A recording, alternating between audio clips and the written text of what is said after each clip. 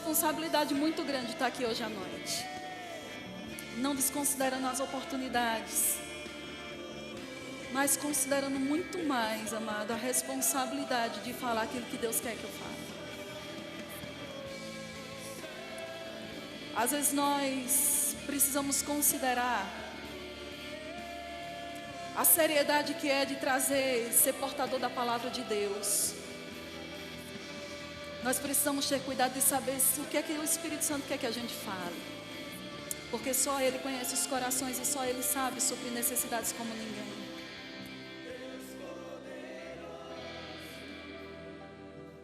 Senhor, nós te adoramos. Meu Deus, vocês podem sentar, obrigada.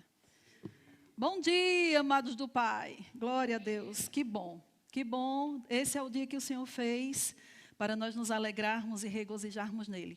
Quando nós estávamos louvando ao Senhor, você pulou, você celebrou aí na sua casa.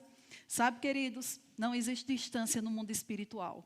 Aquilo que você liberar a sua fé, aí, você pode receber aí, tudo que está disponível aqui, e está disponível aí também. E é a sua fé que vai tornar isso manifesto na sua vida. Amém? Então, eu quero que você feche seus olhos, vamos orar, vamos colocar nosso coração diante do Senhor. Pai, nós queremos te agradecer por essa manhã gloriosa. Nós queremos te louvar pela tua santa palavra, que ela é digna de toda aceitação. Ela é fiel e é verdadeira. E nós colocamos a nossa confiança na sua palavra. Ela serve de bússola. Ela é aquela que nos orienta. Ela é lâmpada para os nossos pés, iluminar os nossos caminhos. E nós confiamos e liberamos fé sobre a palavra de hoje.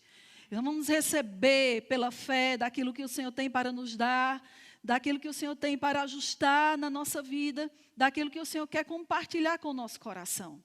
Em nome de Jesus, nós te agradecemos, Senhor, pela unção do Espírito Santo, aqui e em cada pessoa que está vendo, ouvindo essa mensagem, fazendo aquilo que é necessário na vida de cada uma delas.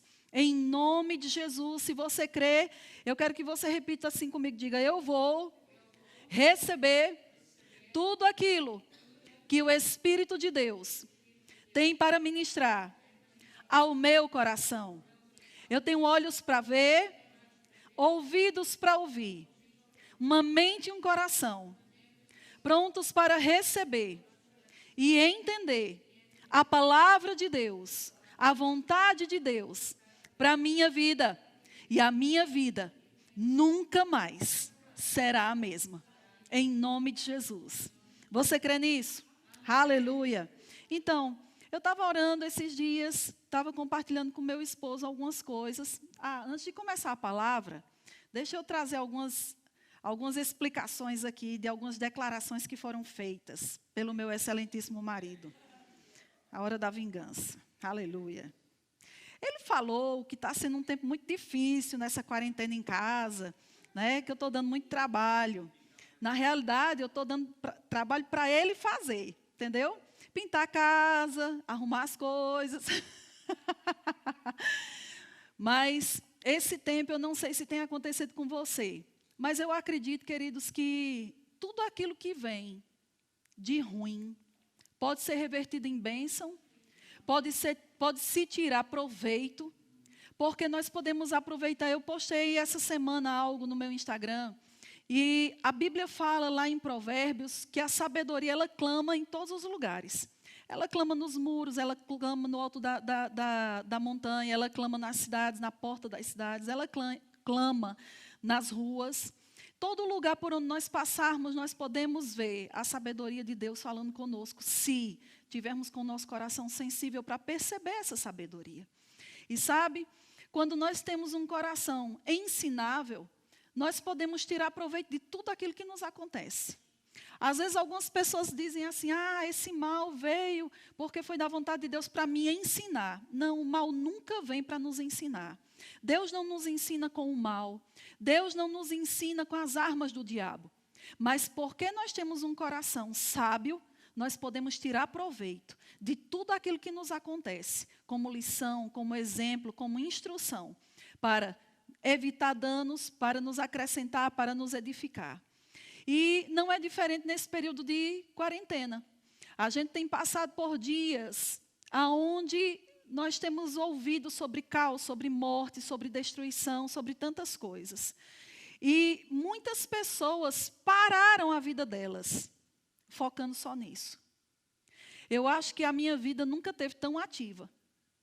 Porque embora nós estejamos dentro de casa, mas nesse tempo dentro de casa, pelo menos para mim, eu acredito que para a maioria das pessoas, foi um tempo de muita avaliação. Foi um tempo de perceber coisas que a gente não estava atentando por conta da correria do dia a dia. Nós percebemos coisas, nós percebemos áreas na nossa vida que precisam ser ajustadas. Foi um tempo de avaliação e está sendo um tempo de avaliação, porque quando você não tem distrações, você começa a focar em coisas e ter mais noção de perceber coisas que no dia a dia, na correria, você não perceberia. Eu já disse aqui em outros tempos uma ilustração que eu dei, há muitos anos atrás. Eu fui de viagem, uns 300 para a terra do Fábio. Eu morava em São Paulo e fui para Campinas de moto. E peguei, e a pessoa que estava na moto, pilotando a moto, colocou 300 quilômetros por hora nessa moto.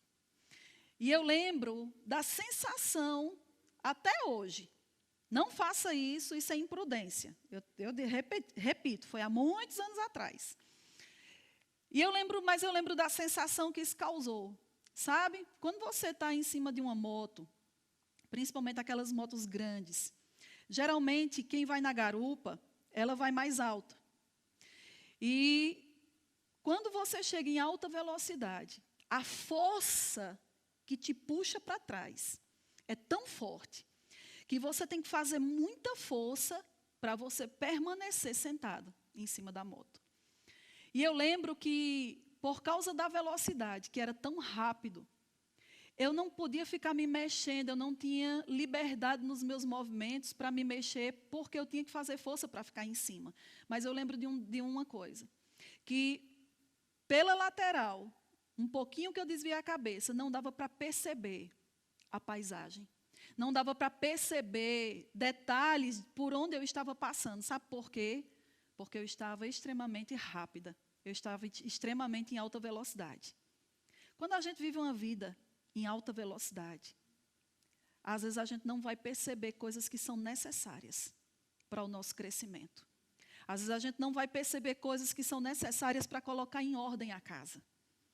Meu marido, esses dias, ele estava falando, né, porque eu fico colocando ele para trabalhar, mas sabe, nesses dias que a gente fica dentro de casa, a gente começa a ficar consciente de coisas que a casa precisa para fazer. Porque a gente não pode sair para canto nenhum. Então, quanto tempo você fica num lugar, mais consciente daquele ambiente você fica também. Você começa a perceber a parede que precisa pintar, algo que precisa ajeitar, alguma coisa que está fora do lugar, que precisa ir para o lugar. Na nossa vida é a mesma coisa. Quando você começa a entrar no ritmo de Deus e você cortar as distrações na sua vida, você vai ter percepções sobre a sua própria vida que você não estava tendo. E é sobre isso que eu quero falar hoje pela manhã, porque esse tempo foi um tempo de muita introspecção para mim. Eu vou abrir meu coração de coisas que Deus tem falado comigo. E eu queria que você abrisse a sua Bíblia em Apocalipse capítulo 2.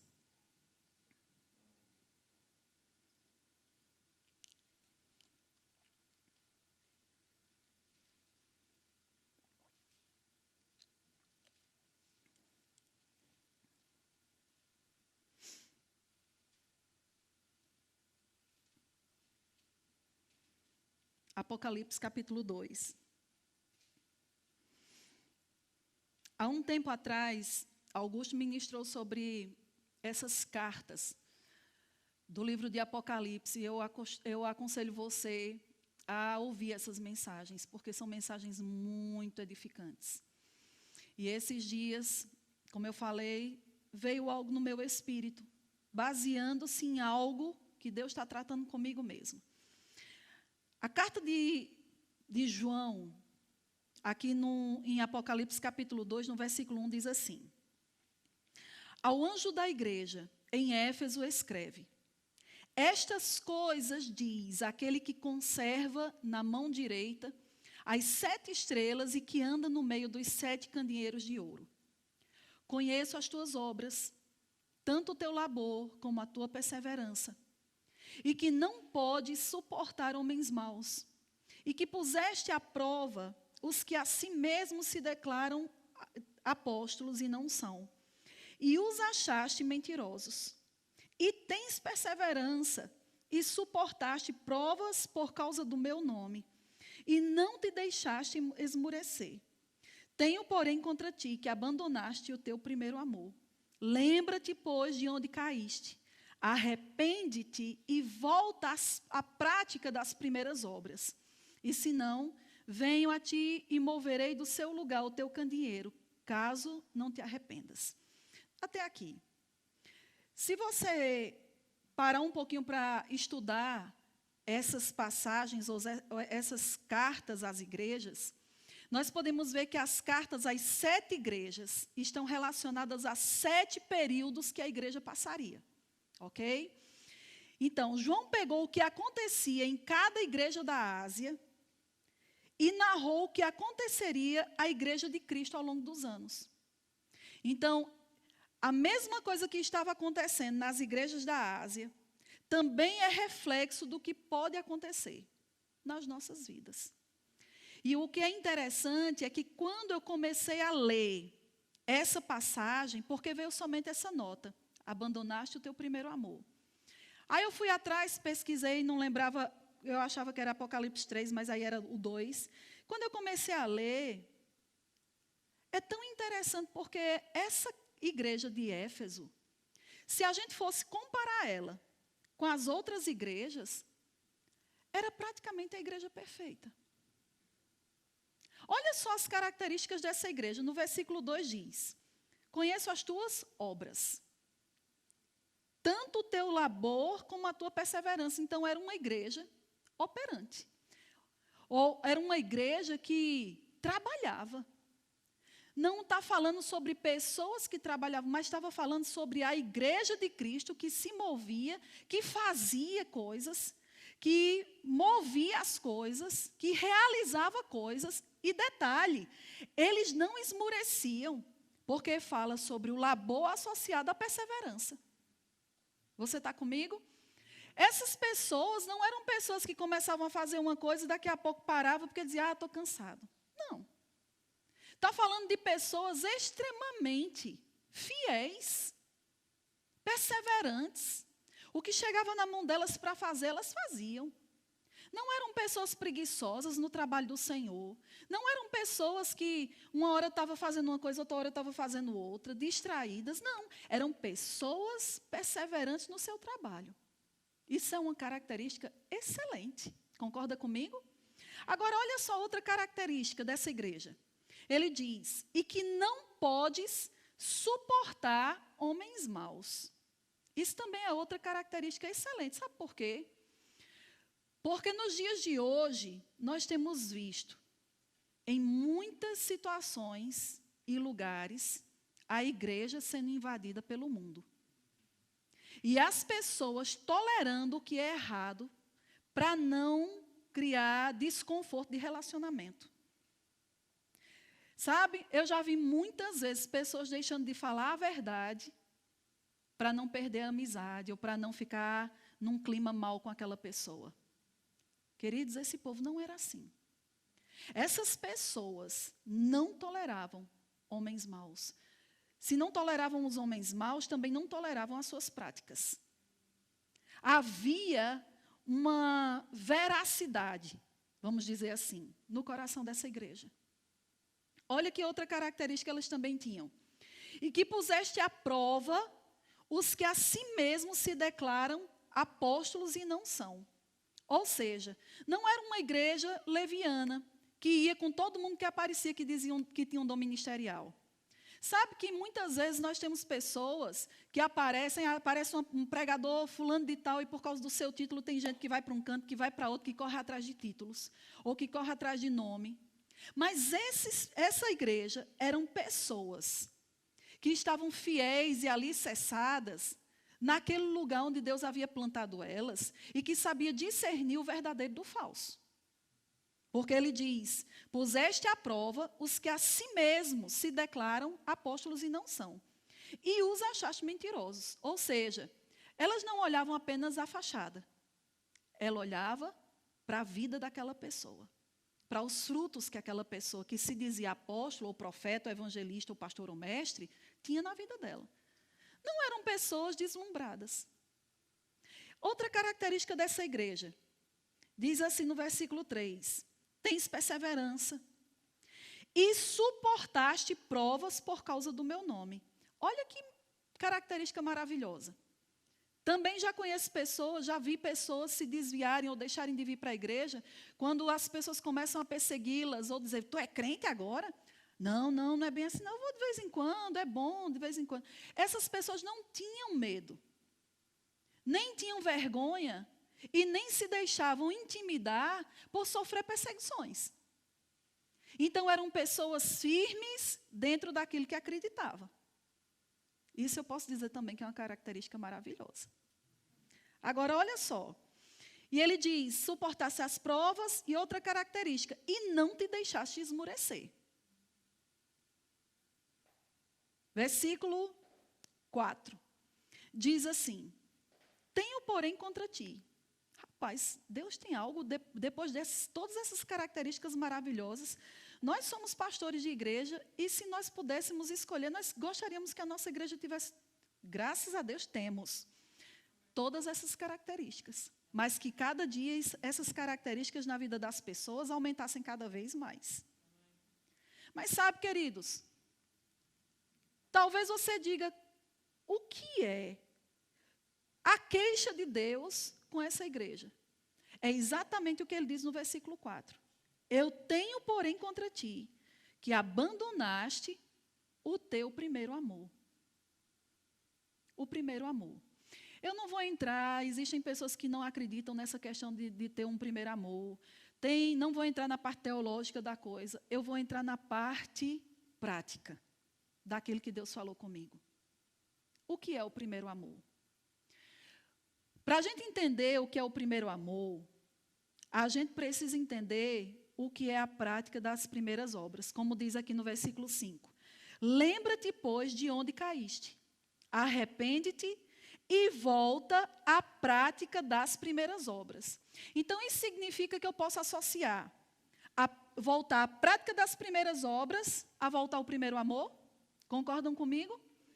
Se a gente pode, se a palavra de Deus diz que eu tenho que lembrar aonde foi que eu caí, ou seja, qual foi o ponto onde eu parei de viver o primeiro amor, e eu devo voltar às primeiras obras, então significa que se eu volto às primeiras obras, eu estou voltando ao primeiro amor. Amém? Então, o que é o primeiro amor? Veja só, ou melhor, o que é as primeiras obras? Éfeso é a primeira igreja, ou a primeira carta, e representa o período apostólico, quando a igreja começou a pregar com fervor, com o poder do Espírito, pela sã doutrina, pela comunhão com Deus. Eu quero que você deixe o seu dedinho guardado aí em Apocalipse 2, mas abra em Atos capítulo 2. Vamos entender o que são as obras, as primeiras obras. Atos capítulo 2.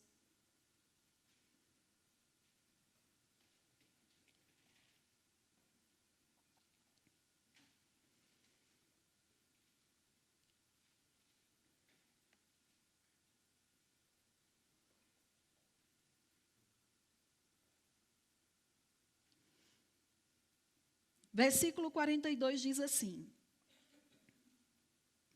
e perseveravam na doutrina dos apóstolos e na comunhão, no partir do pão e nas orações. Em cada alma havia temor. Muitos prodígios e sinais eram feitos por intermédio dos apóstolos.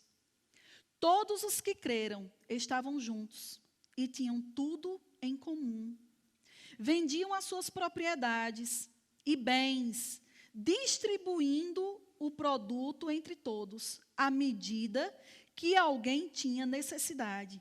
Versículo 46, diz assim: diariamente perseveravam unânimes no templo, partiam pão de casa em casa e tomavam as suas refeições com alegria e singeleza de coração, louvando a Deus e contando com a simpatia de todo o povo. Enquanto isso, acrescentava-lhes o Senhor dia a dia os que iam sendo salvos. Isso são as primeiras obras. Amém? Ele está falando para uma igreja que estava firmada sobre a doutrina, as características da igreja de Éfeso. É uma igreja que estava na doutrina dos apóstolos. E ele está dizendo, vocês estão fazendo uma parte, mas vocês esqueceram a parte mais importante. Quer ver outra passagem que a gente olha para as primeiras obras? Porque aqui ele está falando sobre o quê? As primeiras obras. As primeiras obras nada mais é do que as obras que eram feitas na igreja primitiva, no início, com os apóstolos. As primeiras obras, quais são elas? Todas essas coisas que a gente acabou de ler.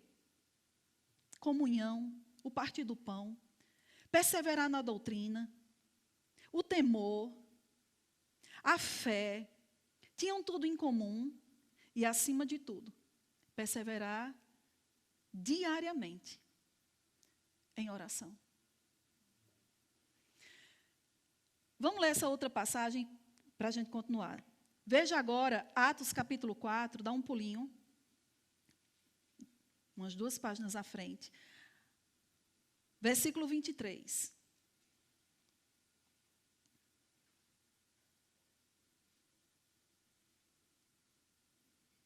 Olha só.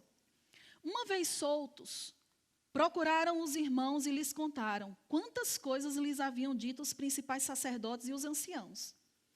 Ouvindo isto, quem foi que ouviu? A igreja. A igreja que estava reunida naquele lugar. Ouvindo isto, unânimes, levantaram a voz e disseram: Tu, soberano Senhor, que fizeste o céu, a terra, o mar e tudo que neles há, que disseste por intermédio do Espírito Santo por boca de Davi, nosso pai, teu servo. Porque se enfureceram os gentios e os povos imaginaram coisas vãs.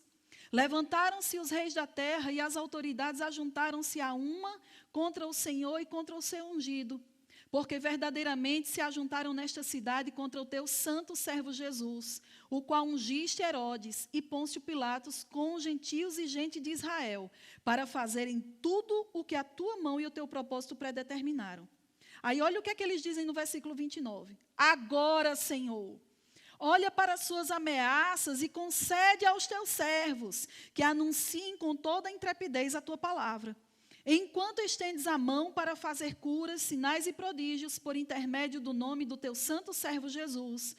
Tendo eles orado, tremeu o lugar onde estavam reunidos e todos ficaram cheios do Espírito Santo e com intrepidez anunciavam a palavra de Deus.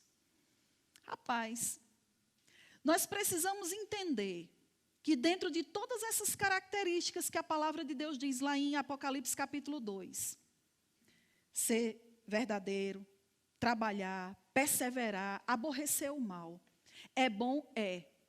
Mas muitas vezes nós vemos a igreja olhando só para a parte do caráter.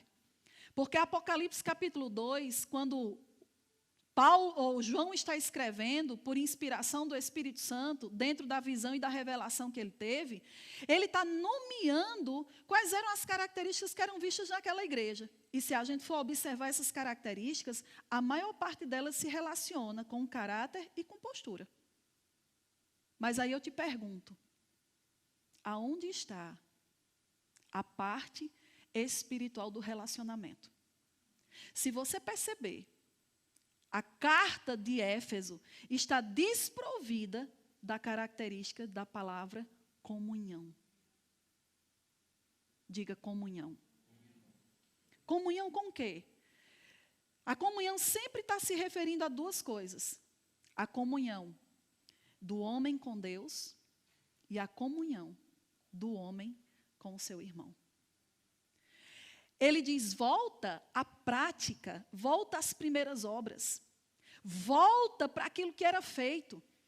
Vocês estão perseverando numa coisa e estão se esquecendo da outra.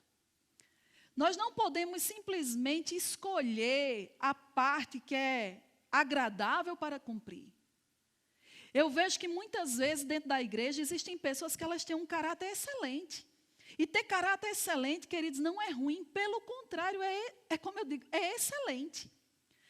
Mas pessoas estão tentando servir a Deus através do seu caráter, achando que o caráter por si vai fazer tudo aquilo que elas precisam e ter toda a postura que elas precisam para que elas sejam transformadas segundo a verdade do que Deus diz sobre elas e prepará-las para a obra que Deus quer que elas desempenhem. Essas coisas só vão acontecer mediante relacionamento com Deus e com a sua palavra. Você pode ter muitas pessoas lá fora que têm um bom caráter. Tem muitas pessoas no mundo que são perseverantes, que trabalham, que são fiéis no seu trabalho, mas isso não significa que elas têm comunhão com Deus. Não significa que elas andam em temor a Deus. Não significa que a parte do espírito delas está ativo. Esses dias, eu estava meditando nessas coisas e comecei a avaliar a minha vida. Porque eu comecei a me deparar com algumas lembranças que começaram a vir. Sabe? Eu oro todos os dias, eu leio a palavra. Mas chega um tempo da nossa vida que a gente precisa saber se isso que a gente está fazendo é suficiente para a vida e para o tempo que nós estamos vivendo.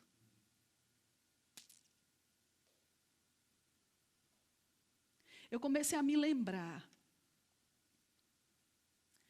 dos meus tempos de comunhão com Deus no início, da minha motivação. Eu comecei a lembrar de coisas que, por causa do tempo que eu dediquei ao Senhor de qualidade, a forma como isso afetou minha vida. Queridos, eu tenho certeza que hoje eu estou vivendo coisas que é fruto de momentos de oração lá no meu início. Por causa da comunhão com Deus, eu dei a Deus a condição de construir em mim a verdade dEle para a minha vida. Através da comunhão com Deus, eu dei a Deus a condição de construir e de preparar a estrada que me levaria para o cumprimento do propósito dEle para a minha vida. A gente não pode achar que está dentro da igreja, fazendo a obra da igreja, é suficiente, porque essas pessoas estavam fazendo. Nós podemos ver pessoas, e eu conheço pessoas, que o trabalho delas que elas desempenham na igreja, na realidade, é uma forma de ocupação. É uma maneira delas se sentirem ocupadas e se sentirem úteis em alguma coisa. Você pode ser efetivamente diligente, eficaz naquilo que você faz dentro da igreja, mas completamente desligado de comunhão com Deus. E Deus aqui está reprovando essa prática. Deus está dizendo, vocês estão 10 nessa área. Só que você percebe que a balança de Deus para a igreja de Éfeso, de tantas coisas que eles faziam, eles estavam sendo reprovados por causa de uma. Então, isso significa que você pode trabalhar duramente, você pode ser perseverante naquilo que você está realizando, você pode aborrecer o mal, mas se você não tem comunhão com Deus, essas coisas, quando o fogo vier, vai ser queimado. A palavra de Deus diz, não precisa abrir lá, a palavra fala em Mateus no capítulo 7, ou melhor, vamos abrir lá. Mateus capítulo 7.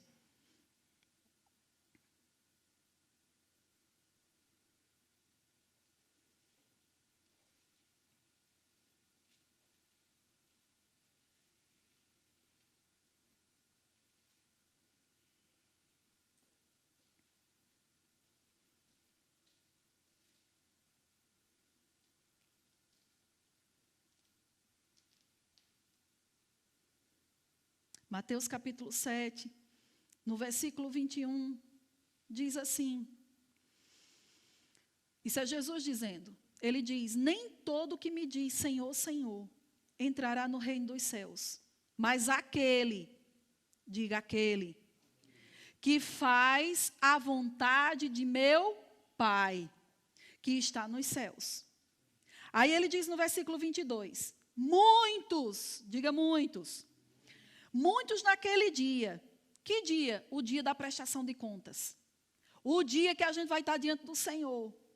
Muitos naquele dia hão de dizer-me: Senhor, Senhor, porventura não temos nós profetizado em teu nome?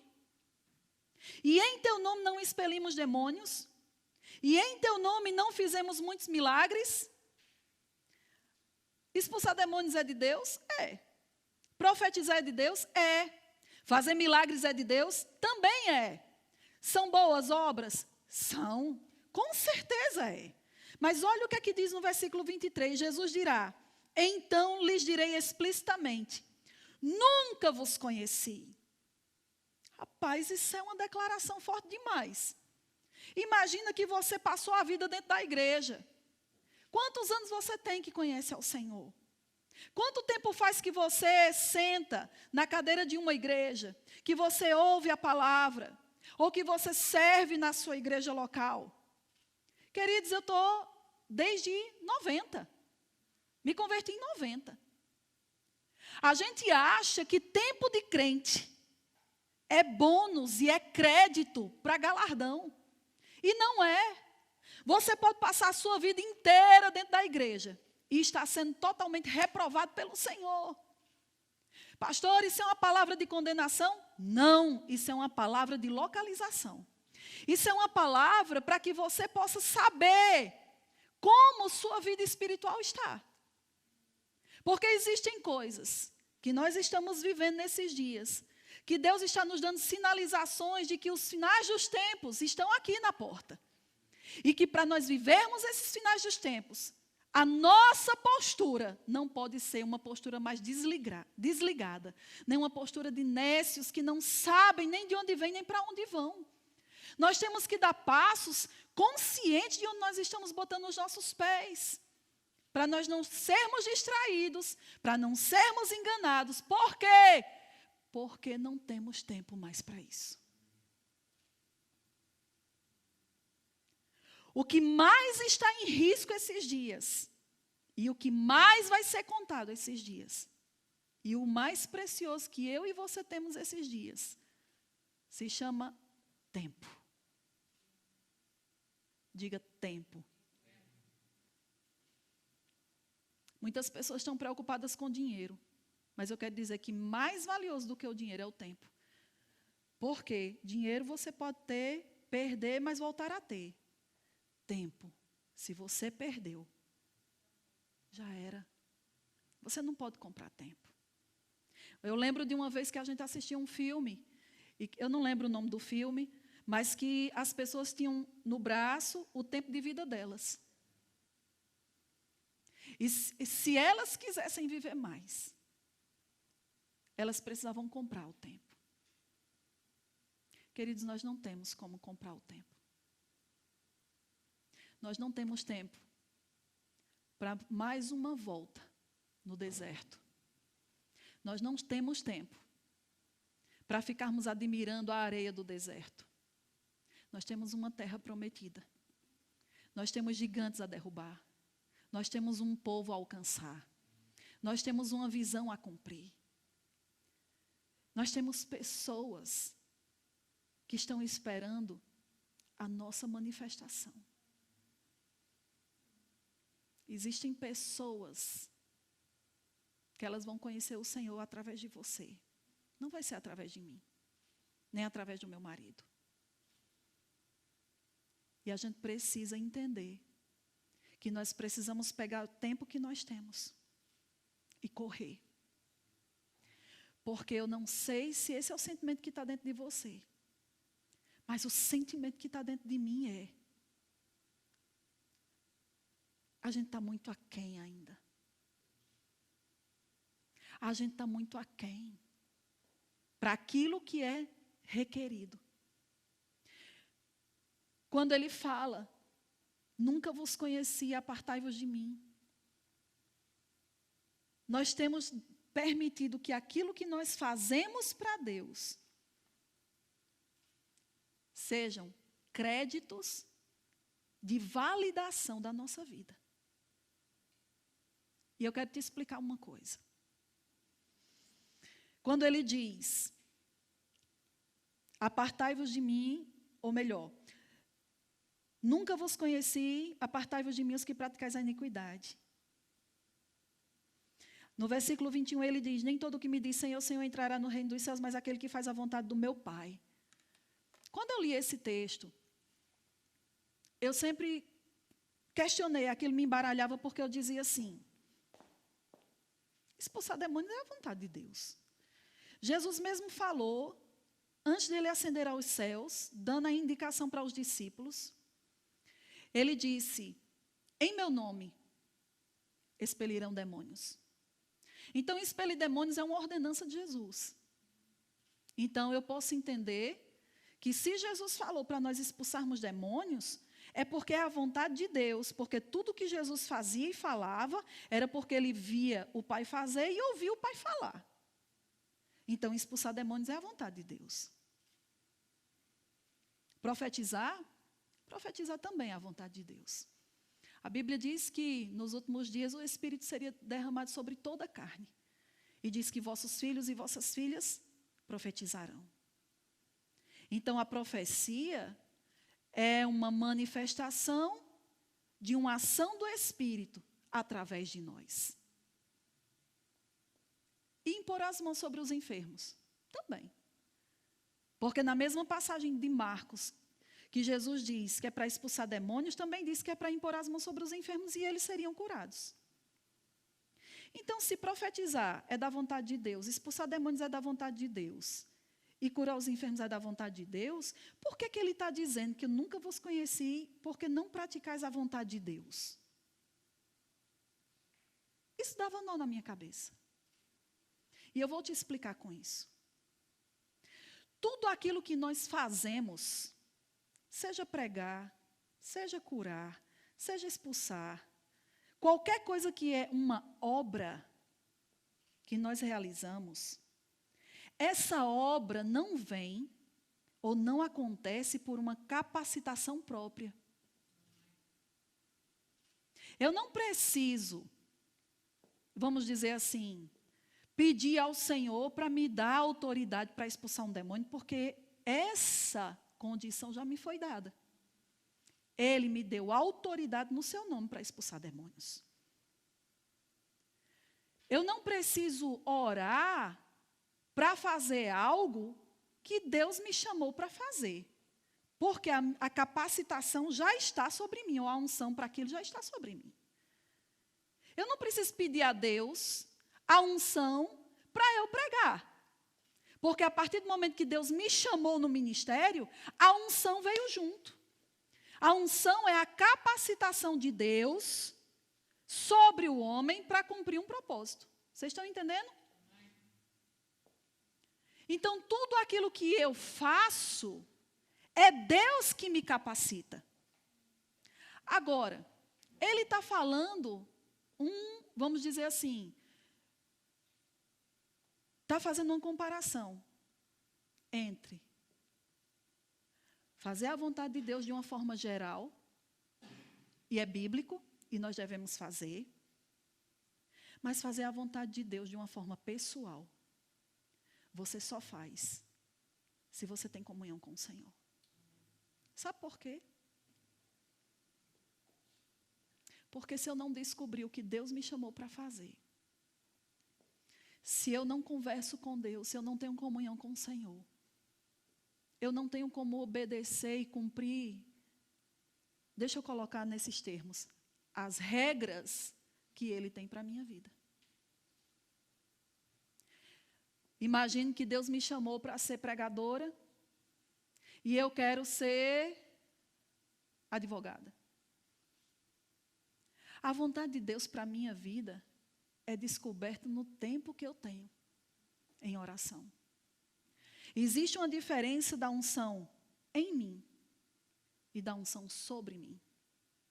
A unção sobre mim é Isaías 61.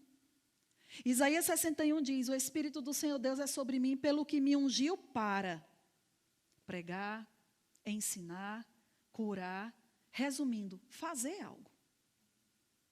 Mas a unção em mim, que é João 14 e João 16, que é o Espírito Santo em mim, me guiando, me fortalecendo, me ajustando, me mostrando, me revelando, me conduzindo.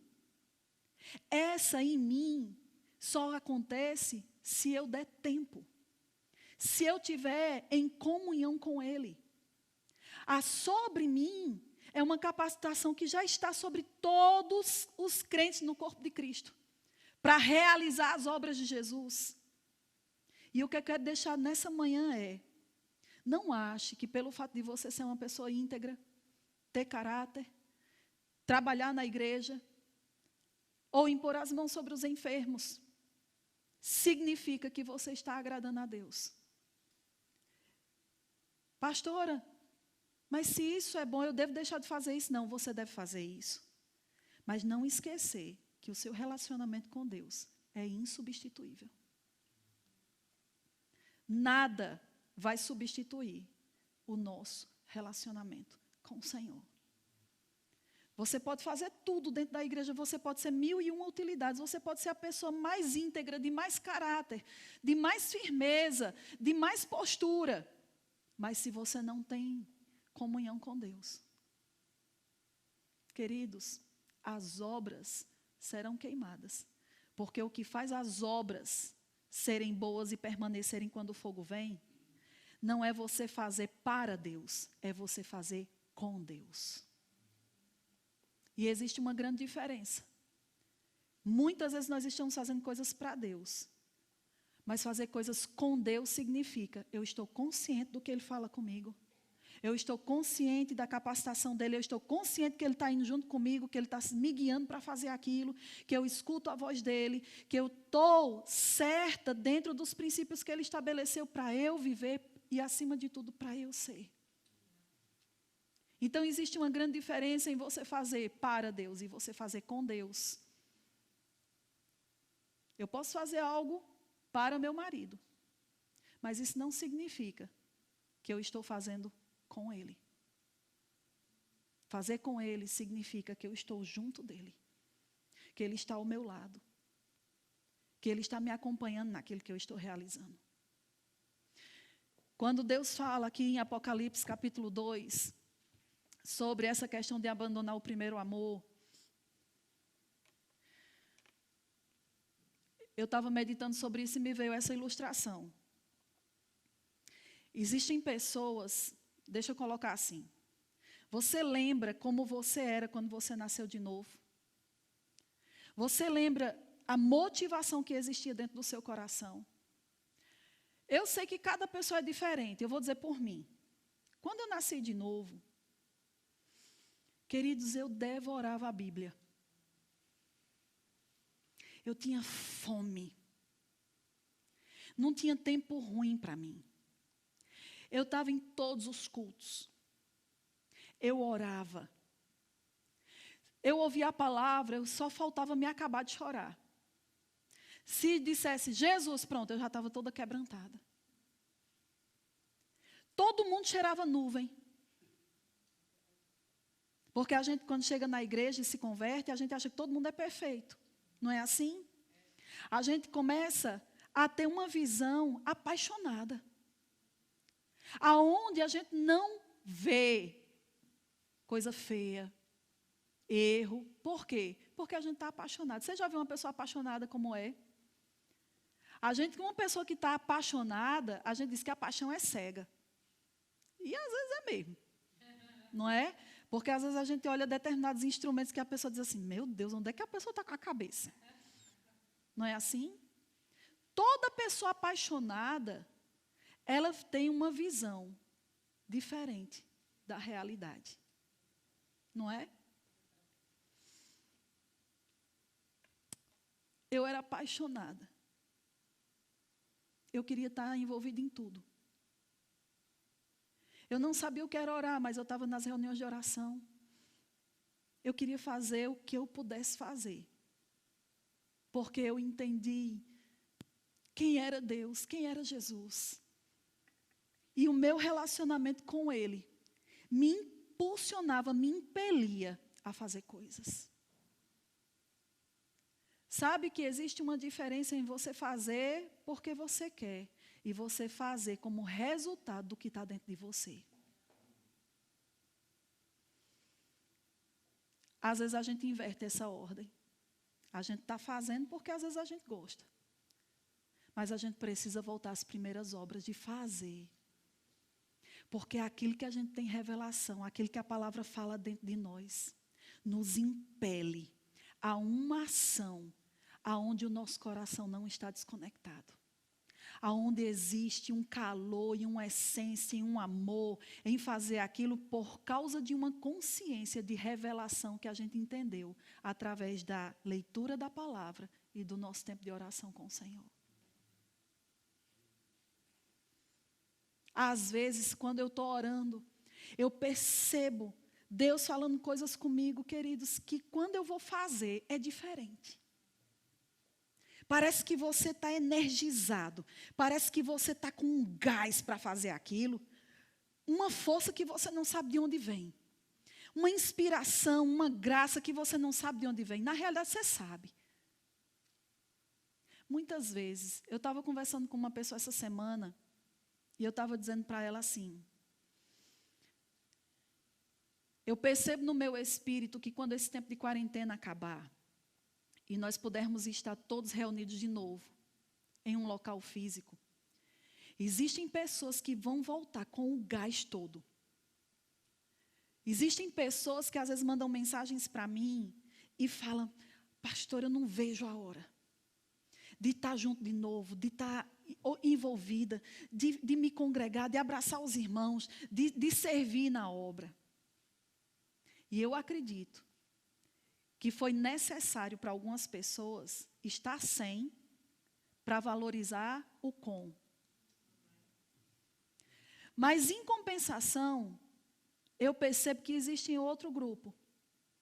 Um grupo que, ao invés de perceber e discernir que esse tempo em casa era para se abastecer mais, se posicionar mais e dar para Deus um tempo que ela poderia agora ter mais tranquilo, elas se acomodaram. Porque é mais fácil ver pela internet. Eu espero que esse não seja o seu caso. Eu espero que esse tempo tenha aguçado o seu amor, a sua devoção, a sua paixão pelo Senhor. Nós precisamos entender que existe uma unção sobre a igreja. A igreja vai entrar num novo nível de operação e de unção para preparar a noiva para a volta de Jesus. Nós estamos vivendo um tempo de preparação. E esse tempo de preparação, queridos, vai fazer com que aquele tempo que a gente teve para ajustar e não ajustou, agora a gente tem que correr atrás para nos ajustar no tempo que nos falta. Eu acho interessante porque Jesus, ele tinha apenas 3 anos para fazer tudo o que o Pai queria que ele fizesse. Ele não andava desligado do tempo. Muitas vezes ele dizia, não, eu não posso ir para tal lugar ainda porque o meu tempo ainda não chegou. Ele sabia onde ele devia estar, com quem ele devia estar, o que era que ele devia estar a fazer. E nós precisamos andar dessa mesma forma. Amém? Fazer coisas para Deus não é o mesmo que fazer coisas com Deus. Eu queria que você abrisse em Ezequiel 47, estou quase terminando. Ezequiel 47.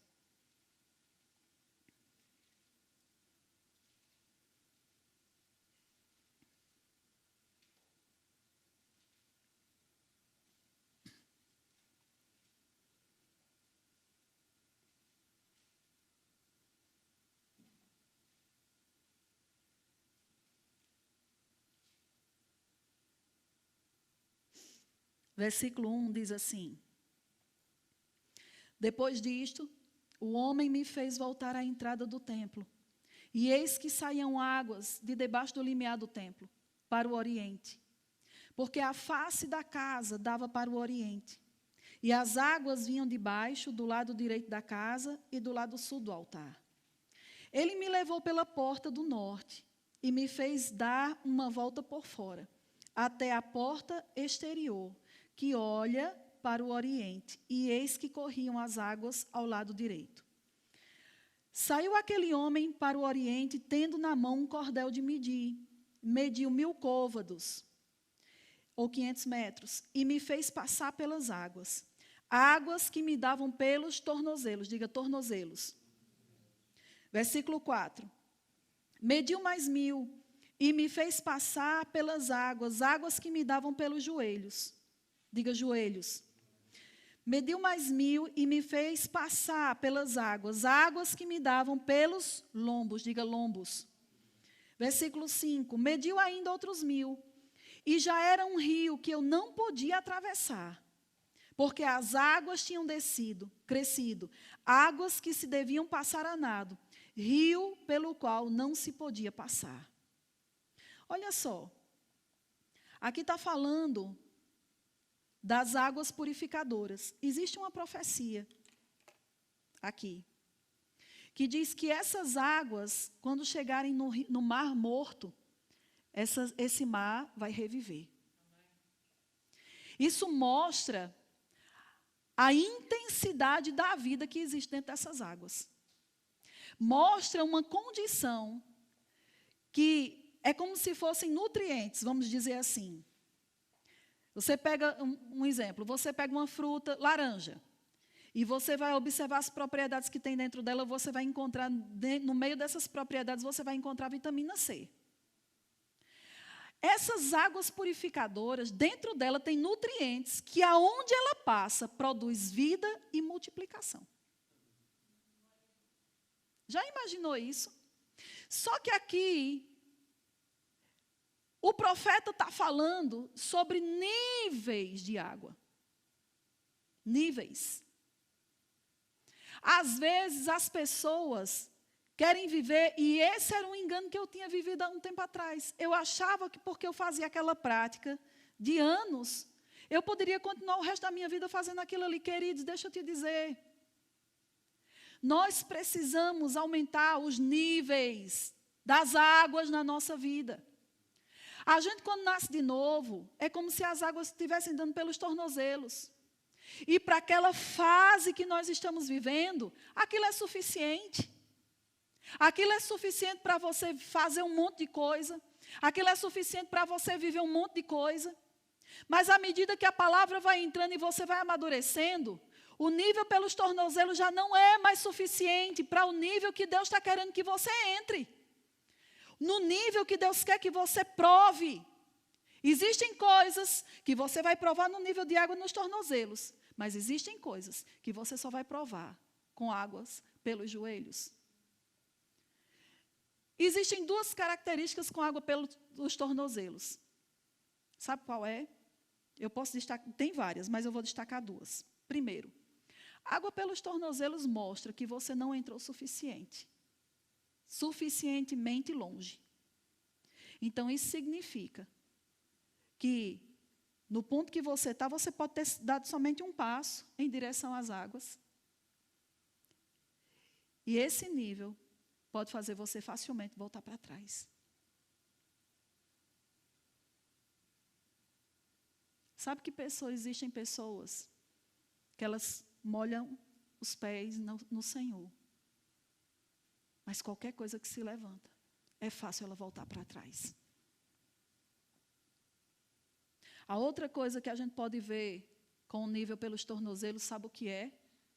É que se a gente passa muito tempo com água pelos tornozelos, aquela água fica lamacenta. Porque pouca água, nível baixo de água com terra, se você começa a se mexer muito ali, você vai baldear a água. E dependendo do terreno que você esteja, aquilo pode virar lama. E a lama acaba atolando você. A gente não pode achar que o fato da gente ter nascido de novo e ter feito aquilo na época que a gente nasceu de novo, é suficiente para agora o nível de vida que Deus está nos chamando para viver. A gente não pode viver num nível de água que um passo para trás pode nos tirar. Ou permanecer naquele lugar pode fazer a gente simplesmente ficar atolado. Porque crescimento envolve sacrifício. E muitas vezes, eu vou dizer uma coisa. Se você já foi na praia, quem são as pessoas que brincam na beira da praia? Crianças. Pouca água é para criança. Pouca água não é para aqueles que Deus tem chamado para um compromisso de ser a expressão dele aqui nessa terra. Porque criança fica birrenta, criança bate o pé, criança não quer mais brincar, criança se não fizer o que ela quer, ela já não quer mais. Existe um nível que criança não prova. Existem coisas que criança não vê. Existem coisas que eles podem até fazer, mas uma criança só faz quando aquilo lhe é conveniente e não por senso de responsabilidade e compromisso. Isso mostra que pouca água, pouca comunhão, pouco tempo com o Senhor não vai fazer você amadurecer e provar de coisas que só os maduros podem. Aí ele diz que esse homem chegou e puxou ele mais 500 metros. E ele entrou um pouco mais. E agora as águas já não davam pelos tornozelos, mas sim pelos joelhos. Quando você entra nas águas, geralmente a gente vê isso muito na praia. A gente entra na praia, começa com água baixinha, mas a gente vai entrando, à medida que a gente vai entrando, o nível de água vai aumentando. Por quê? Porque existe um declive, onde a gente vai entrando mais profundo naquilo. É outra expressão. E ele diz que esse homem, você pode ver que esse homem poderia ter dito, esse que estava conduzindo o profeta, poderia ter dito, olhe, veja qual é o nível melhor que você quer viver. Mas não é isso que a Bíblia fala. A Bíblia fala que esse homem estava o tempo todo puxando ele para águas mais profundas. Não fique com raiva porque alguém está puxando sua vida. Não fique chateado, querido, quando alguém pega no seu pé para você se envolver mais com o Senhor. Não fique com raiva quando seus pastores pegam no seu pé para você ler a Bíblia, para você orar. Sabe por quê? Nós estamos puxando você para águas mais profundas, para que você possa ver, viver e se tornar coisas que na beira você nunca vai se tornar. Nunca. Esse homem estava dizendo, ei, você entrou, a água já chegou, mas esse nível não é mais suficiente. Existe agora um novo nível. O nível agora é pelos joelhos. Daqui a pouco o homem pega e diz assim, mas não é esse ponto que Deus quer que você fique. É bom esse nível, mas existe outro nível. E puxa o homem mais 500 metros. E agora esse homem entra e vai agora com águas pelos lombos. É outro nível. Onde você vai provar de coisas diferentes. E depois o quarto nível, que é o quê? Chegar ao ponto de você entrar nesse rio ao ponto que você nem toque mais no chão. Para você passar por ele, você só passa a nado. Eu lembro uma interpretação que eu ouvi há uns anos atrás. É bem interessante. Que uma pessoa chegou para uma outra pessoa que estava passando, correndo na beira da praia, no passeio, e perguntou, você conhece o mar? Ela disse, conheço. Mas todo o conhecimento dela estava ligado a ela passar todos os dias correndo por aquele passeio. Ela só viu o mar. Depois ele chegou para uma outra pessoa que pescava. e perguntou para ela, você conhece o mar? Ela disse, sim, conheço, todos os dias eu venho aqui pescar. O nível de conhecimento daquela pessoa era melhor do que o conhecimento daquele que passava pelo passeio. Porque o que passava pelo passeio só via de longe. Mas aquele que estava com a cana estava simplesmente perto da água.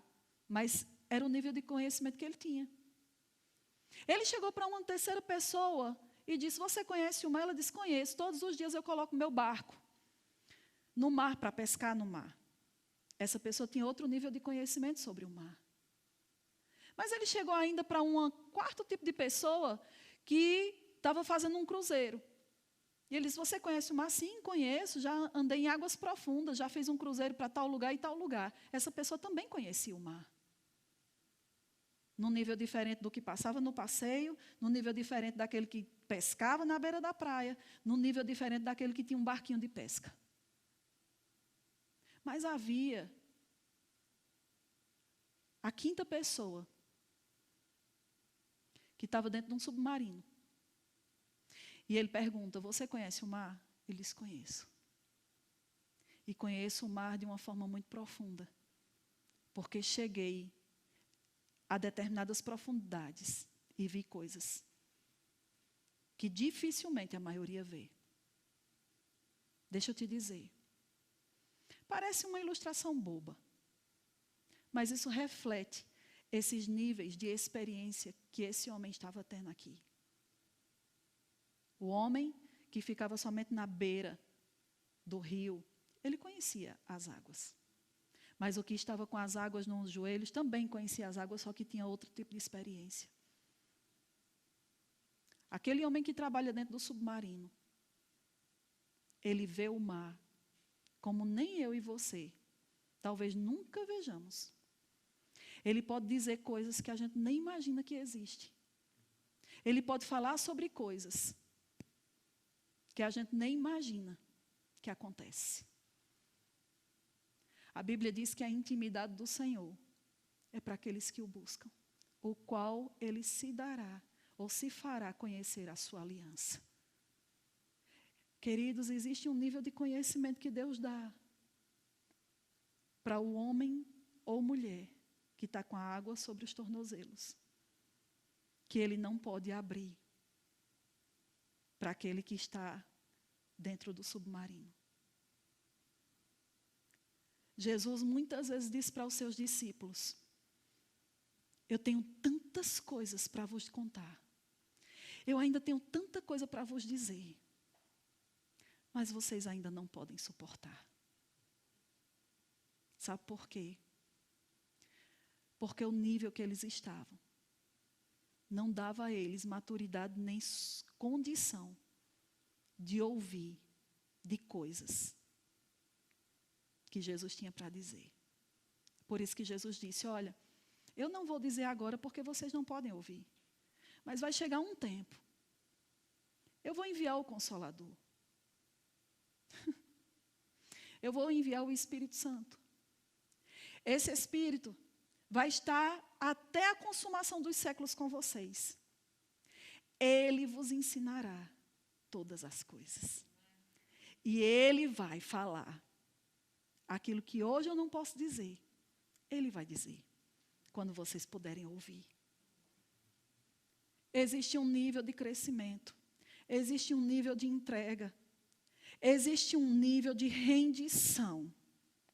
Sabe, enquanto seus pés estão baseados no chão, você é difícil de se mover, se uma segunda pessoa vier. Mas você já viu que qualquer pessoa dentro da água, é fácil você conduzir ela? Você já viu, você está boiando, ou dentro de uma piscina, ou na praia, e você está boiando, e alguém chega, só com 2 dedinhos, pode puxar você e levar você para onde ela quer, não é assim? Sabe? Isso mostra que quando você é fácil ser conduzido pelo Espírito, a Bíblia diz que o que é nascido de Deus é como o vento. Não sabe de onde vem, não sabe para onde vai. Isso mostra, sabe o quê? Flexibilidade. Isso mostra desprendimento. Se o vento sopra para cá, você se rende. Se o vento sopra de lá para cá, você se rende. Você não é daquelas pessoas que resistem, que questionam, que racionaliza. Queridos, uma pessoa assim mostra que está num nível muito baixo de água. Mas para aqueles que entraram no conhecimento de Deus, na comunhão com Deus, que elas mergulharam de cabeça, que os pés dela não comunicam mais com a terra, que não é a terra que manda informações para ela, nem é a terra que é a base da sua vida, essa pessoa vai ser conduzida por Deus para ver, para ouvir, para viver coisas que aquele que está na beira da água jamais vai ver, jamais vai tocar. Nós precisamos voltar às práticas das primeiras obras. Quando a Bíblia diz, lá em Apocalipse, ele diz, lembra-te, pois, de onde caíste.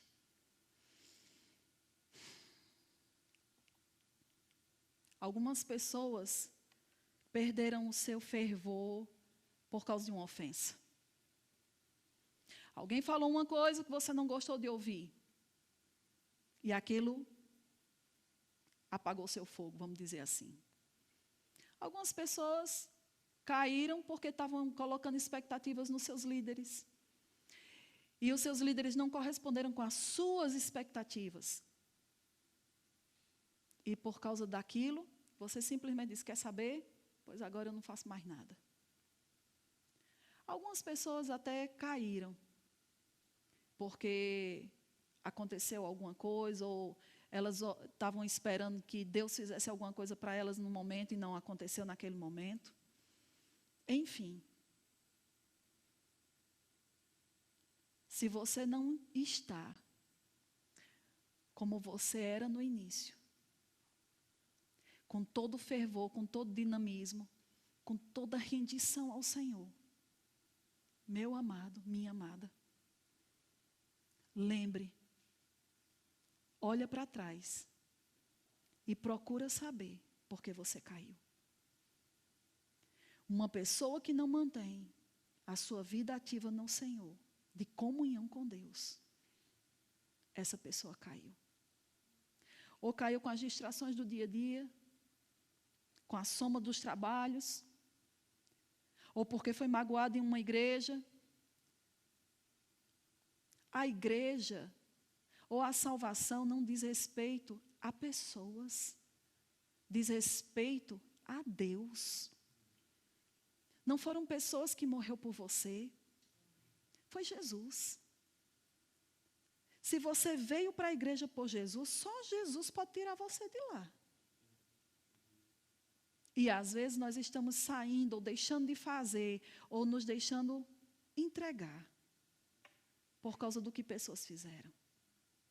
Ou por causa de um problema que está passando em casa, ou porque o marido não acompanha, ou porque a esposa não acompanha, ou porque eu fui muito machucado naquela igreja, já não quero me envolver mais. Ei, você caiu. Talvez tenha outros que estão na igreja, está ativo, está fazendo, está acontecendo. Mas a sua vida com Deus está paralisada. Você caiu. Deus está chamando você para voltar à prática das primeiras obras. Uma pessoa, eu já vi isso acontecer. Existem pessoas que elas se apaixonam na vida normal. Elas têm um grande amor. Já viu pessoas que conheceram outras, foi o grande amor de fulano. Aí por alguma razão, aquelas duas pessoas já não estão mais juntas. Seja por causa da morte, ou seja por causa de um divórcio, ou seja por causa de alguma coisa que aconteceu. Eu já vi pessoas do meu convívio acontecer isso. Essa pessoa que não está mais com o amor da vida, porque não quis se submeter, não quis ultrapassar algumas dificuldades que todo relacionamento tem. Eu conheci uma pessoa assim, que já havia casado 5 vezes. E uma vez, conversando com essa pessoa, essa pessoa disse que, não, agora é a pessoa certa. E quando casou de novo com aquela pessoa, os problemas estavam lá. E um dia essa pessoa desabafou e disse: eu só amei uma pessoa na minha vida. Em todas as outras, eu busquei nelas aquela primeira, o grande amor. Sabe? Jesus é o grande amor da nossa vida. E existem pessoas que estão olhando para coisas e situações, buscando o grande amor da sua vida. E você não vai encontrar em nenhum outro lugar, a não ser na única pessoa que é capaz de te satisfazer. É Jesus. É Jesus. Conheço as tuas obras. És diligente, perseverante. Tem temor. Aborrece os homens maus. Mas abandonaste o teu primeiro amor.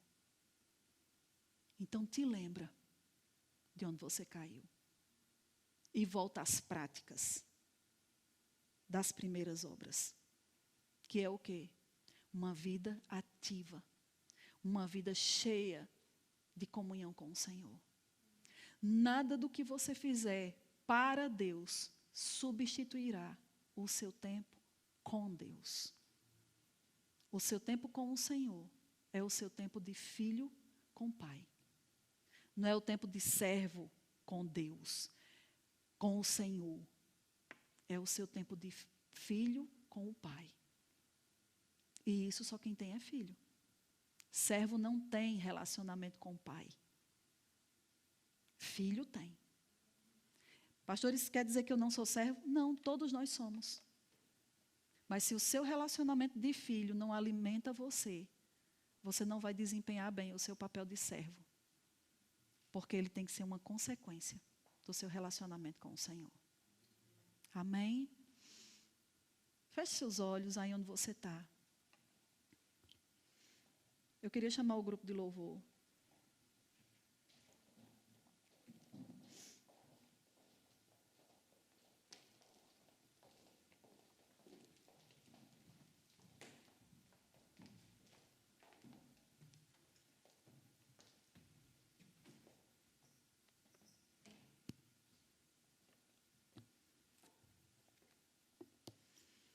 E aí onde você está, eu quero que você sonde seu coração. O que você tem colocado como prioridade na sua vida?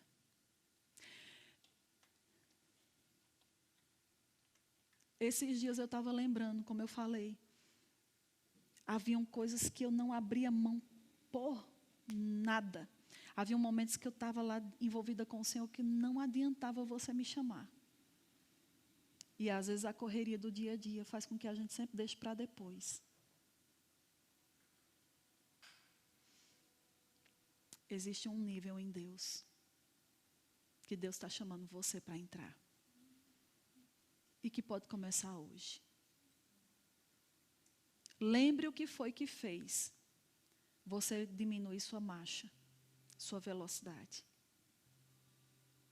Se arrependa. Esses dias eu tive que me arrepender. Esses dias eu tive que dizer: Senhor, a igreja não é mais importante do que o meu relacionamento contigo. Com isso eu não estou dizendo que eu vou ser negligente com a igreja. Mas é tão fácil, amados, a gente transferir a nossa força no fazer e deixar de canto o ser filho.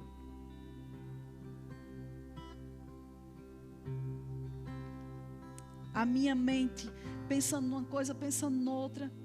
Às vezes entrava no quarto para orar e a mente aí parava para fazer alguma coisa que lembrava, ou até mesmo nas coisas de casa, nas responsabilidades.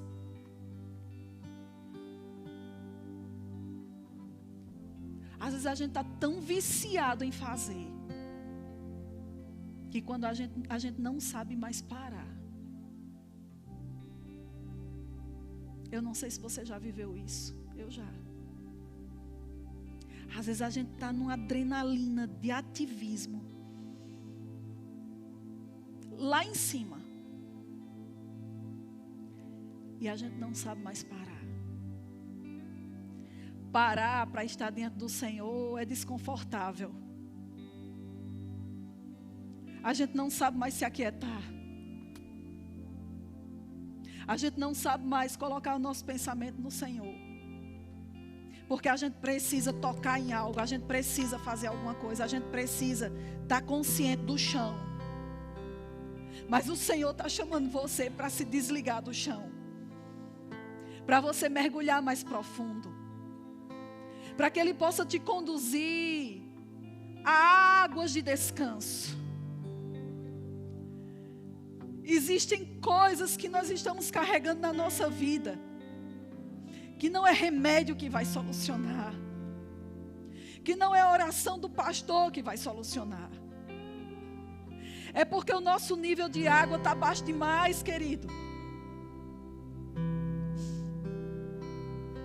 Para cada nível existe uma expressão. Eu quero te dizer que quando a gente está cheio do Espírito, como Efésios 5:18 fala, o jugo que vai estar sobre a nossa vida não é o jugo do dia a dia dos problemas, é o jugo e o fardo de Jesus. Nós não sabemos mais.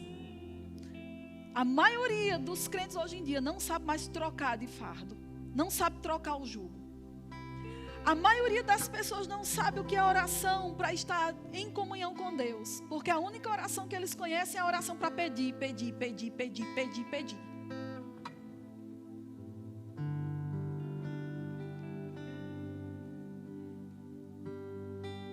Nós precisamos praticar mais a oração de consagração.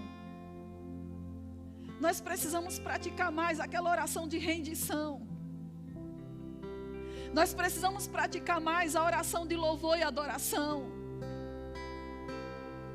Quando nós levantamos nossas mãos e nós adoramos a Deus, não existe mais nada nem ninguém, querido. É só você, filho, e seu pai.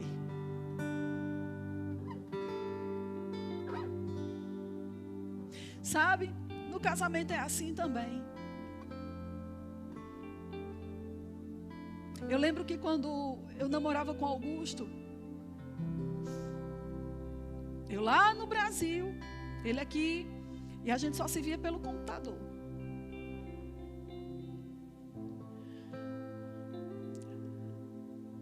Havia momentos que a gente falava sobre tudo e mais alguma coisa. Mas havia momentos que a gente só ficava olhando um para a cara do outro. E não precisava de mais nada. Havia momentos que a gente não estava falando sobre casamento, nem sobre igreja, nem sobre problema. Havia um momento que era somente eu e ele. A exposição do nosso coração de um para com o outro. Eu dizendo para ele o que ele representava para mim e representa. E vice-versa. A gente está acostumado a celebrar a Deus com a sala cheia. Com uma boa música que sabe ativar as nossas emoções.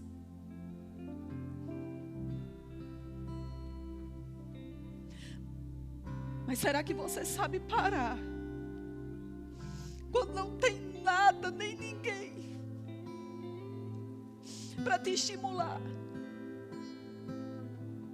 Você não tem um sentimento, você não tem um arrepio, mas você está tão consciente da presença daquela pessoa que aquilo é suficiente.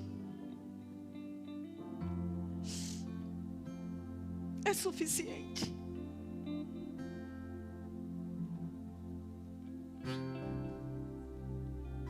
Eu disse ao Senhor essa semana, eu disse: Pai, eu não quero ser uma boa pastora e ser uma péssima filha. meu relacionamento com Deus, querido, é mais precioso do que qualquer outra coisa. E deve ser assim com você também. O teu relacionamento com Deus deve ser maior e mais forte do que o teu relacionamento com o teu cônjuge. Porque quando o Senhor voltar e a gente for para a glória, não vai haver mais casamento. Então aquela pessoa que era o foco de toda a sua atenção, a qual você dedicou tudo e mais alguma coisa. E não estou dizendo que você não deve dar atenção ao seu cônjuge. Você deve, casou, dê. Mas Paulo, na carta aos Coríntios, ele diz: aos casados falo, que sejam como se não fossem. Aos que compram como se nada possuíssem.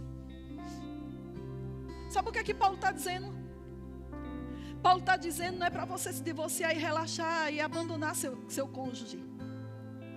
Ele apenas está dizendo, viva de uma forma que o seu casamento não seja um tropeço para o seu relacionamento com Deus. Que as coisas que Deus está te dando, está provendo, o trabalho que Ele está te dando, a condição financeira que Ele está te colocando, que não seja a distração que vai roubar do seu tempo com o Senhor. Que o teu trabalho na igreja, ou o teu trabalho lá fora, não seja pedra de tropeço, que ocupa toda a tua energia. Oh, irmãos, esse tempo eu ouvi de pessoas que dizem, eu não tenho tempo para ouvir os cultos. Se você não tem tempo para sentar 1 hora, ou 2, ou 3 que seja, suas prioridades estão tão invertidas. Meu Deus. Apocalipse diz, o Espírito e a noiva dizem, vem. E ele diz, aquele que tem sede, diga, vem. Aqueles que estão satisfeitos com as coisas dessa vida, não querem que Jesus volte logo. Porque querem usufruir, desfrutarem dos prazeres. Existem pessoas que nem creem mais na volta de Jesus. Meu Deus, como é possível? Mas quem tem sede, quando ele fala quem tem sede, sabe quem é? É aqueles que já provaram da água.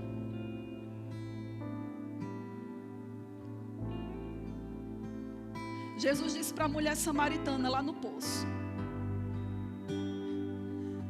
quem beber dessa água vai voltar a ter sede. Mas quem beber da água que eu tenho para dar, a água que nós bebemos do Senhor, você não vai encontrar no seu trabalho, não vai encontrar em outras pessoas, não vai encontrar naquilo que você faz. Você só encontra quando você está em comunhão com Ele.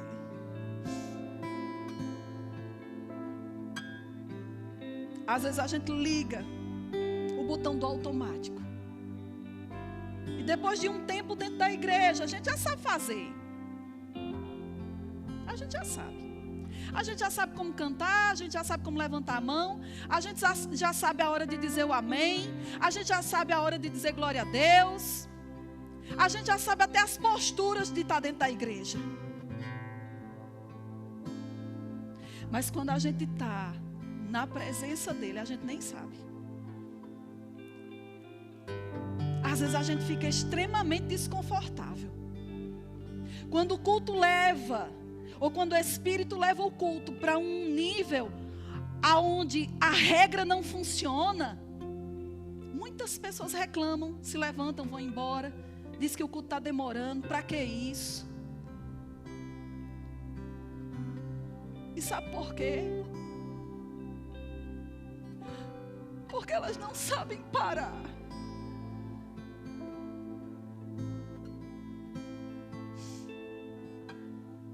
A gente não sabe mais parar para estar diante do Senhor.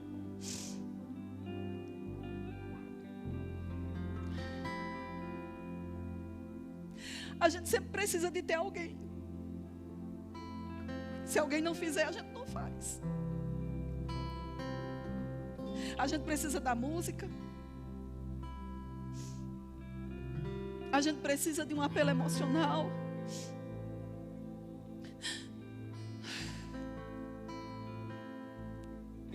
Deus não quer. Não é a sua postura, querido. Por fora.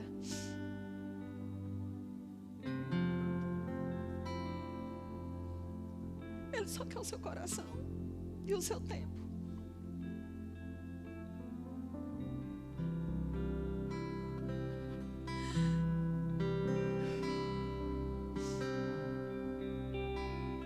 Jeremias disse: se você me buscar, eu farei achado de ti.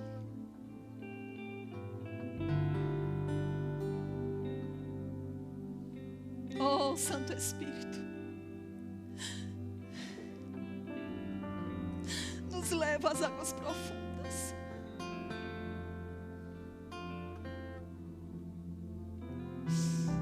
O raso não nos satisfaz.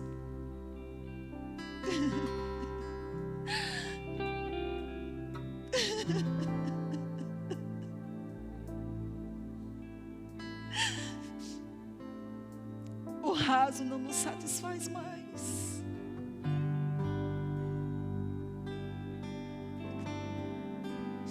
Feche os seus olhos onde você está, querido, na sua casa, na sala da sua casa, no seu quarto, não importa.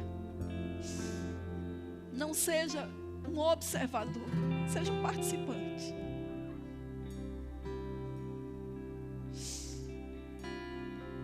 A palavra de Deus diz: se desembaraçando, se desvencilhando de todo peso e embaraço que tenazmente nos assedia, corramos com perseverança a carreira que nos está proposta. Mas como? Olhando para Jesus, olhando firmemente para o autor e consumador da nossa fé.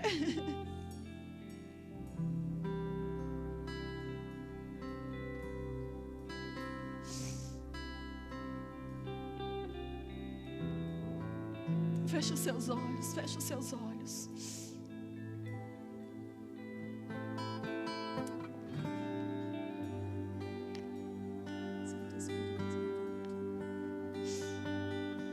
Feche os seus olhos e receba aí onde você está a ministração do Senhor sobre a sua vida. Declare: Senhor, eu vou voltar à prática das primeiras obras. Eu me arrependo de ter parado. Lembro-me de onde caí e abro mão daquele embaraço que me fez parar, ou que me tornou vagaroso ou resistente. Eu quero mais do Senhor. Eu quero viver tudo o que o Senhor tem para eu viver. Eu quero ser tudo o que o Senhor me chamou para ser. Eu quero fazer tudo aquilo que glorifica o teu nome, Senhor, porque para a glória do seu nome foi que eu fui chamada. Eu quero agir como filha. Oh, Espírito Santo, oh, Espírito da verdade, nos guia a toda a verdade.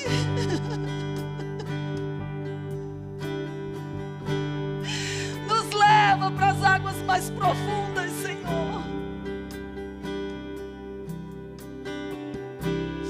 O raso não nos satisfaz.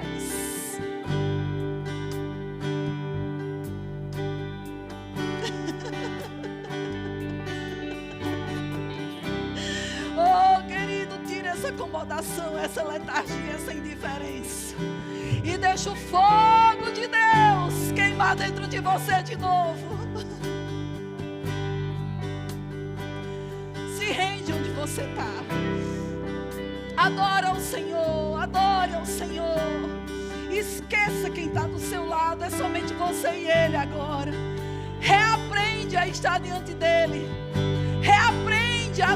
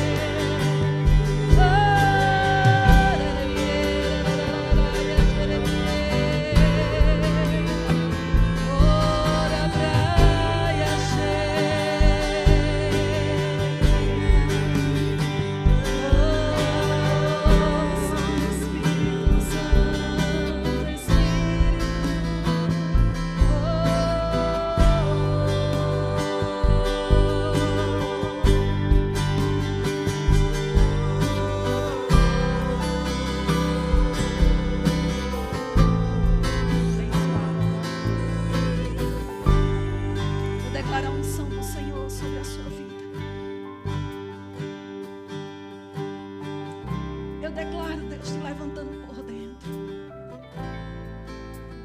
Eu declaro sobre a tua vida óleo de alegria em vez de pranto.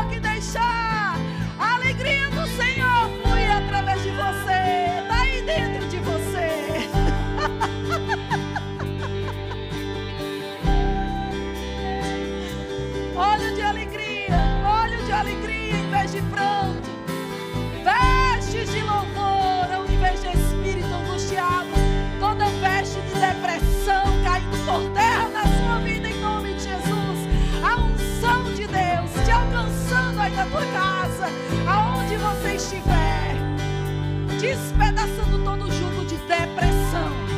Depressão. Em nome de Jesus. Em nome de Jesus. Eu declaro, eu repreendo, eu tomo autoridade sobre todo espírito de suicídio. Em nome de Jesus. Eu quebro o seu poder agora sobre a vida dessa pessoa. Eu declaro em nome de Jesus cadeias de morte sendo quebradas agora. Em nome de Jesus. Em nome de Jesus. Você viverá e não morrerá para contar os feitos do Senhor. Deus não terminou com você.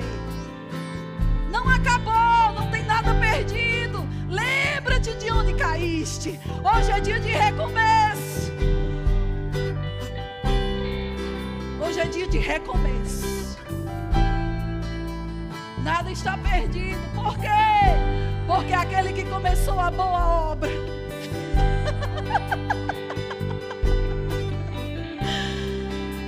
Ele começou uma boa obra na sua vida. Aquele que começou uma boa obra, Ele só vai parar quando completá-la. Ele ainda não acabou com você. Ele ainda não terminou com você. A obra ainda não está concluída. Oh, tem tanto ainda para andar e para viver.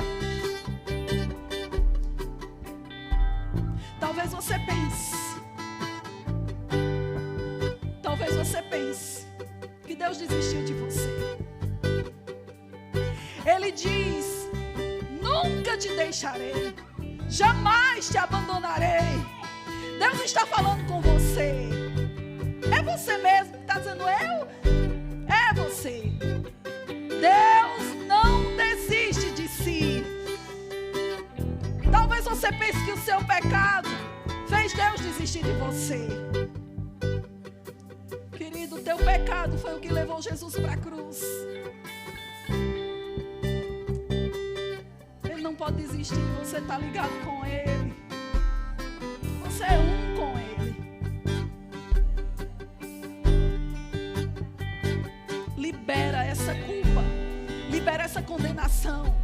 Libera esta porcaria que está tentando cegar a sua visão daquilo que Deus tem para a sua vida. Sai das águas rasas. As águas rasas estão limitando a tua visão. Entra pela fé em águas mais profundas. Você vai ver o que você ainda não viu. A palavra de Deus diz: aquilo que o olho não viu, aquilo que o ouvido ainda não ouviu, aquilo que ainda não subiu no coração, é o que Deus tem preparado para si. Deus te ama. Ele não desistiu de você. Faça desse dia um novo começo. Um novo começo. Fecha a porta para o teu passado. Vira as costas para Ele. Porque você ainda nem viveu um terço de tudo aquilo que dá de se manifestar nesses últimos dias para aqueles que buscam ao Senhor. Se você estava desviado, um pouquinho mais baixo. Talvez você diga: eu não estou desviado. Mas sabe que é possível estar dentro da igreja e estar desviado? Estar desviado, querido, não é só estar na rua no mundo fazendo as coisas que o mundo diz. Às vezes nós estamos sentados na cadeira, como um ritual. E o nosso coração está totalmente desligado do Senhor. Volta. O Espírito e a noiva dizem: vem. Vem. Deus não desistiu de si. Se você é daqui de Portugal, eu quero que quando a gente puder voltar a se congregar, todos juntos aqui, você venha, porque eu quero lhe dar um abraço. Nós queremos dar um abraço em você. Se você não é daqui, receba o nosso abraço. Receba o abraço de Jesus aí onde você está. Nunca te deixarei, jamais te abandonarei. Salmo 139 diz: se você descer ao mais profundo do abismo, ao lugar mais baixo onde você poderia chegar, ao fundo do poço, como a gente fala, Deus vai estar lá. Se você subir até a alta montanha, a mais alta montanha, Ele também vai estar lá. Não tem nenhum lugar sobre esta terra que você possa se esconder do Senhor. Ele ama você. E Ele deseja ter comunhão contigo. Começa hoje. Renova hoje.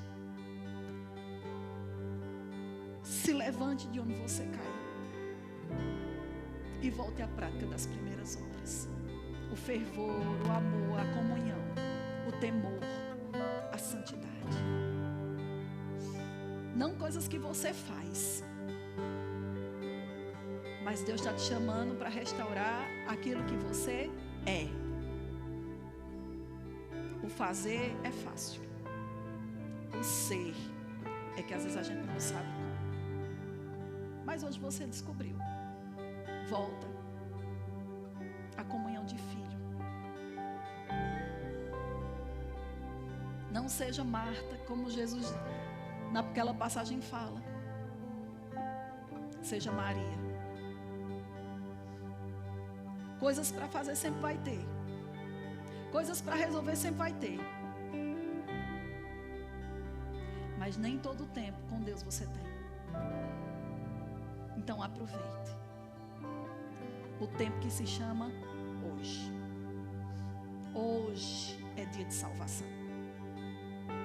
E se você ainda não recebeu Jesus como Senhor e Salvador da sua vida, você também pode fazer aí onde você está. Nós vamos participar da ceia do Senhor daqui a pouquinho. E é tão simples, mas tão poderoso, tão intenso, que com uma declaração, o Rei do Universo vem morar dentro de você. Você só precisa fazer essa oração comigo agora, aonde você estiver.